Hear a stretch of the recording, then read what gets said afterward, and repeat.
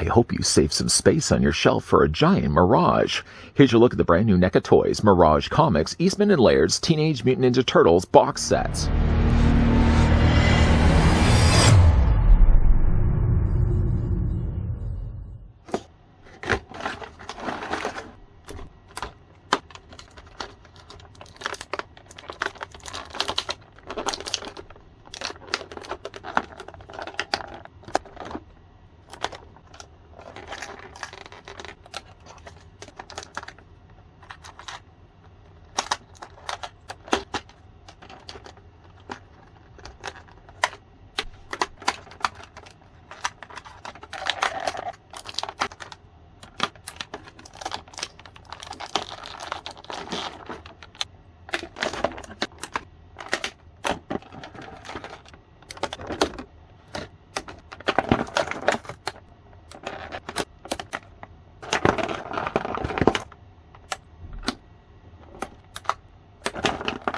Based on the artistic stylings of artist Jim Lawson, the NECA Toys Teenage Mutant Ninja Turtles Mirage box set features all the four turtle brothers with weapons to wield to battle the evil Shredder. All the four figures come included with interchangeable accessories as well as swappable hands, cloak, and more. Just before we get this review underway, I'd like to first thank the folks over at NECA Toys that did provide this sample of the TMNT Mirage comics based on artist Jim Lawson's style that we could have a look at in this review. I'm also only going to measure one of the turtles simply just because they're pretty much using the exact same bodies and then things have just slightly been tweaked from one to the other. With that being said, each one of the individual turtles stands at almost 6 inches. 6 is about there, so let's stick with about 5 3/4. Or the figures are going to be roughly 14.5 centimeters in height. In the comics, the turtles initially looked like this. This is represented by the one that we got from NECA Toys years ago, which I hope at some point we are going to be getting re-releases of those turtles. But many people's entry into those original comic runs may recognize more the quartet that's behind the one that's in the front. Talented artists like, for example, Jim Lawson were responsible for redesigning essentially the turtles, making them a little more humanoid in size and making them certainly a lot more muscular. And while they still retained all the same red headbands, that would be something that, of course, would be changed a little bit later on when they got to the cartoons. Speaking of the cartoons, we can also bring in Raphael, and for obvious reasons, I did want to bring in Raphael, still sticking with the color of red. Raphael, in this case, is also a prime example of also to show you how much bigger the Lawson turtles are. Cartoon turtle, for example, only goes to the shoulders of Leonardo here. A good hefty amount of accessories all come included with the four brothers. Before we actually look at their individual accessories, some generic accessories that they come included with is not one, not two, providing I can actually pick the third one up. They get themselves 3 shurikens, and they seem to all be molded and painted the exact same blue color. These don't necessarily hold in their hands in the sense that, well, you could technically take the fingers, for example, and put the shuriken or throwing star in between those fingers. So in that sense, you could, yes, hold them in their hands like this. If you hold them this way, you can also hold them also as well. So I guess I necessarily wouldn't say that there's not a designated hand for holding them. Providing you are using gripping hands, yes, then you should be A-okay. Speaking of hands, though, while the figures all kind of have the same generic hands from arm socket to arm socket, they also come included with a very slight variation of that. You essentially get like one pair of everything as extras. So you get one extra pair of gripping hands. You get yourself one pair, and one pair only of, you could say, high-fiving hands. You also get yourself slightly exaggerated gesture hands. These would also be good as well, I think, for maybe like the sai. You could take the sai, for example, and wedge that in between the finger and have it displayed that way also as well. So in that sense, you could consider this to be, say, a Raphael hand. 2 of them at least. And then there's also as well, for good measures, if you want to go around punching the foot, then there is also some closed fists that you can see have also been given a little bit of panel lining, nicely handled here in black. Then more specific accessories, while we are still on the topic of sai, you get yourself a pair of sai to be wielded, of course, by Raphael, the sai master. Again, all of the coloring of these is sort of more of a frosted blue, and the handles in this case have been panel lined nicely with some brown underneath it. Now, for Raphael, with these, obviously, you're going to have to look at the back of the turtle to kind of know right away which turtle you're dealing with. This one I've considered to be more Raphael, or I guess it could technically be Michelangelo. The one on the end here, for example, is Donatello. You'll know right away by the fact that there's a hole on the back of his belt. And I guess this could technically also be Raphael too. Fronts of the bodies, other than a few little changes of scratching there with the black, don't look that much different really from one another. And even just to look on the back of them as well, you'd never really be able to pinpoint that one is Raphael, one is Michelangelo, or one is Michelangelo, and one is Raphael. But still, though, I think I decided that I was going to maybe make this one, maybe I was going to make this one Michelangelo, and then keep the one that has the more grimaced face as Raphael. The other thing that the figure comes included with, obviously, moving then on to Michelangelo, the figure comes included with, or I should say, the box set comes included with a pair of nunchucks. In this case, they've actually used threading to connect the two handles together, and these can obviously be displayed. Now, you can either put them obviously in their hands. Let's just say for this, we're going to use this one as Michelangelo. You can obviously take the hands with the existing gripping hands. You don't even have to change the hands at all, and he perfectly holds the nunchucks fine. You could really just move the arms up also as well. There is, I suppose, necessary space there on the sides of his belt. Not to the point where I really feel like it's going to be stretching the plastic. I feel it's just the right amount. That you could take the sai or you could take the nunchuck and you can actually store them on the sides of the belt. There really isn't enough leeway here on the front of it. There are a few little pockets, yes, but I think any bit of adding any accessories here to the front could risk the potential of separating that from the front of his half shell. So I would probably store them more likely here on the sides. Leonardo and Donatello wouldn't be an issue at all, because simply just because their storage is all going to be on the backs of their shells anyways. The figure also comes included. I keep saying figure. It should really be pluralizing, and even then, saying it by four. The figures also come included with a bow staff for Donatello. And just to bring back in Donatello here, well, again, it doesn't look that much any different, really, than the other two we've already had a look at. Located here on the back of Donatello's back, for example, there's just the right amount of space to take then the bow staff. Now, I've noticed actually taking the bow staff, you have to twist it just a little bit. Once you get it in here, there's definitely more resistance. Twist it just a little bit, and you can get that staff all the way to the back there, or all the way halfway down there. And then you can have the figure displayed that way. And of course, we can't leave out the leader. You get yourself, obviously, katana blades. The katana blades for Leonardo seem to be identical, lengthwise, color-wise, and even the way they've colored the guard and the hilt.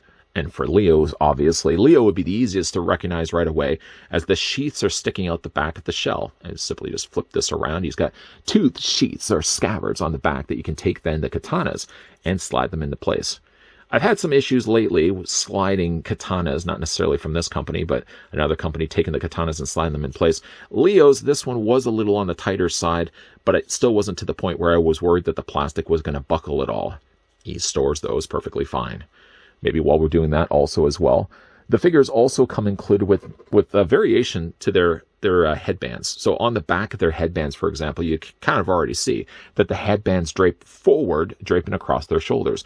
If you prefer to have wind sweeping them up, then there's also these ones, which are essentially just straight versions of the headband tail. Take, for example, a figure. I think I started to do this. I was doing this already with Raphael. Just get Michelangelo to stand here. I wasn't having any real issues getting the figures to stand. If you look on the back here, you're literally just going to, now I already started this with Raphael, so I'll just continue this. We're going to pop the back of this off. It plugs in by peg, and you can see there's the hole provided on the back.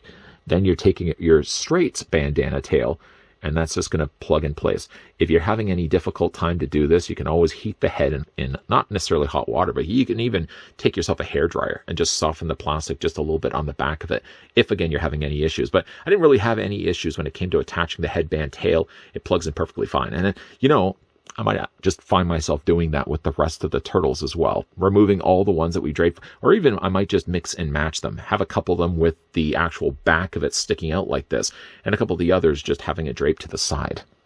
The one other thing also, while we're not knocking over turtles in the process, the one thing also that the turtles come included with as well is an arm and a poncho, or a hood, I guess you could say it as well. I think this is actually based on an issue where Raph wears this when he returns to New York. He comes with kind of a bandaged arm, for example, and then he comes with, I keep calling it a poncho. It's a soft bit of plastic as a hood that can fit over top of the existing figure's body.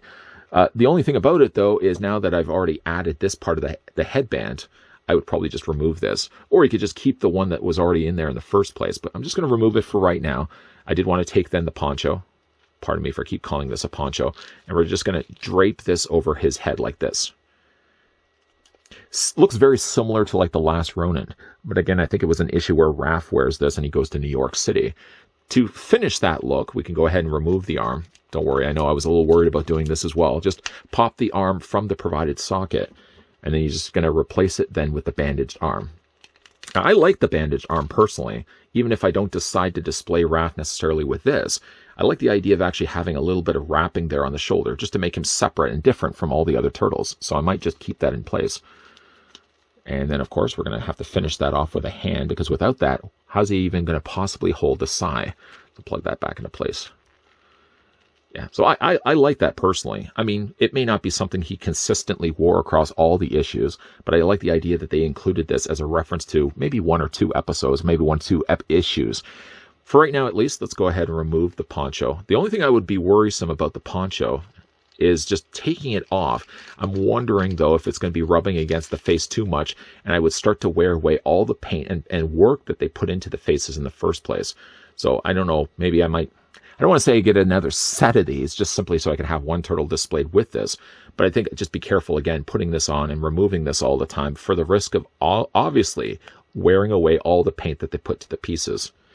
With all the accessories, let's just move those to the side and getting a closer look at the turtles. Now, again, they'll all kind of look and bear the same sort of resemblance as it would have been the case with the original issues. The only thing, of course, that's very different about them is the way they've got the different belts here in the front. Leo's right away is the easiest to spot. Not only does he have the wrap on the front, but he's also sort of got a bandolier up the middle of his torso that, of course, connects to the sheaths located on the back of his body. Head sculpts on all of them is really good. Now, Leo's, for example, does have sort of more of a grimaced face. Now, if, say, for example, you did want to maybe use this for a Raphael, I suppose you probably could be able to pop these off the ball joints. I haven't done it yet, but I would imagine being that the bodies is using the same DNA, the same blueprints of construction, I would imagine you'd probably be able to pop the heads off and simply just replace them with the ones that you want to use. Like, part of me would almost want to have used, like, Donatello's, for example, for Leo's. But again, like, Donatello's always the brains as well. So, like, even just to pick up Donatello to show you the difference between the two. Like, he has just sort of a more somber or neutral expression face, where Leo has a little bit more of the teeth showing. Maybe I will keep this one with Donatello and keep this then with Leo. To show you, though, the bodies between the two, they're big, stocky plastic bodies. The arms seem to be the same, and that's the only thing that doesn't necessarily get changed. But you can see, like, different panel lining gets afforded to different shells. Leo's has a few little more scratches and wear and tear to it, where Donnie's doesn't have as much of it. He's only got a few little traces. And again, like, it does vary from turtle to turtle. Just to compare it, say, for, like, Raphael. If we're going to use this as Raphael for a comparison, probably I would use this for Raphael because, again, like, he's got so much more panel scratching there and a lot more cross-hatching of panel lining. I probably would then see myself using this for Raphael instead of Michelangelo. But, like, shell-wise, the shells aren't that much different from one another. They may vary a little bit, but, like, the body blueprints are about the same with all the 4 turtles. The thing I really like about this line, even though it really wasn't sold that well in this review so far, is the fact that the figures are quite stable when you put them on the shelf. I have had, honestly, more fun playing with these turtle toys than I probably have so far with any of the NECA toys, NECA TMNT figures we've looked at over the last little while. Because you always feel like you only have so much movement that you can actually get to those turtles. Like, for example, let's just reach off to the side and bring back in Raphael. Yeah, Raphael did have posability where it counted. His elbows and his biceps and all the stuff that goes along with it. But I found, honestly, when it came to these ones, just maybe because of the sizing of their legs, the large size of their feet, and just how much posability that, even though these guys probably are sharing the same amount of posability as those other earlier looked at turtle toys, I seem to have more fun, honestly, posing these ones. And it may have also just something to do with the fact that they are bigger, bulkier figures. Like, you can bend like the leg for Leo, and as a figure photographer, which I'm certainly not, I would certainly have a blast, I feel, getting these guys in different poses and taking different snapshots. For the posability on all of these, by the way, let's get the figure's legs to be straight here first. Leonardo, let's first remove his katanas. We're just going to put those to the side. His head is on a ball joint, so it rotates back and forth. It does look up, and it does look down, and you can rock it back and forth as well. Picking up the next turtle, just because, again, I didn't want to go through the posability or the articulation on solely just one turtle alone. Picking up Michelangelo, his arms are on hinge joints, so not only can you hinge them out, not quite, I would say, at 90 degrees, but maybe about 45. You can take those arms and rotate them, yes, all the way around. The figure does have no bicep swivels, sadly, but he still possesses a double hinge on the elbow. And I did make use of that even in the beginning of the review, and maybe not using Michelangelo as a good example for that, but if you had like a bow staff for Donatello, or you had a couple of katanas sported on the back for Leonardo, with the elbows being bent in two places, you can get a more natural pose of them actually yielding the weapons behind their shells. Of course, their hands do rotate all the way around. Now, the upper torso is on a ball joint, and normally is the case when it comes to like the movie Turtles, for example, where like the lower half didn't move as freely as this one does. And usually it was the case that you could rotate on the inside between one half of the shell and the other. This one, though, freely moves around.